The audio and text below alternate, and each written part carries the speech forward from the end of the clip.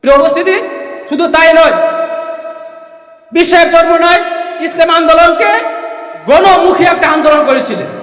আজকে বাংলাদেশ যত রাজনীতি চলতেছে, যারা বিএনপি আওয়ামী লীগ করে তাদের রাজনীতি তারা শুধু হচ্ছে কি স্কুল কলেজ ভার্সিটি, এখানে উলামা একরামের সম্পৃক্ত অনেকটাই কম। ঠিক বাংলাদেশে আরো অনেক সংগঠন আছে যারা আলেম মাদ্রাসা কি আলিয়া, এখানে তারা কি নাই, কওমি অনেক লোক নাই। আবার কেউ কেউ আছে শুধু কওমি দ্বারা নিয়ে, এখানে ইউনিভার্সিটির লোক কম, পাশাপাশি কিসের লোক কম, আলিয়া মাদ্রাসার লোক কম।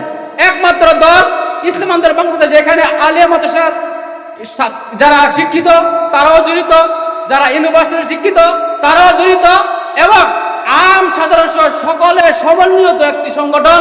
সেই সংগঠনের নাম হচ্ছে ইসলাম আন্দোলন বাংলাদেশ। শাহ রহমতুল্লাহ আলাই বহু দর্শন আছেন, আমরা সেই দর্শনগুলোকে আমরা জানবো, জেনে ওই দর্শনগুলোকে আমরা বুকে নিয়ে শাহ রহমতুল্লাহ নিজ আদর্শকে আমরা বুকে ধারণ করে যদি আমরা সামনে আগামী দিন এগোতে পারি, তাহলে আশা করা যায় আমরা একদিন আমাদের সেই কাঙ্ক্ষিত লক্ষ্যে পৌঁছতে পারবো।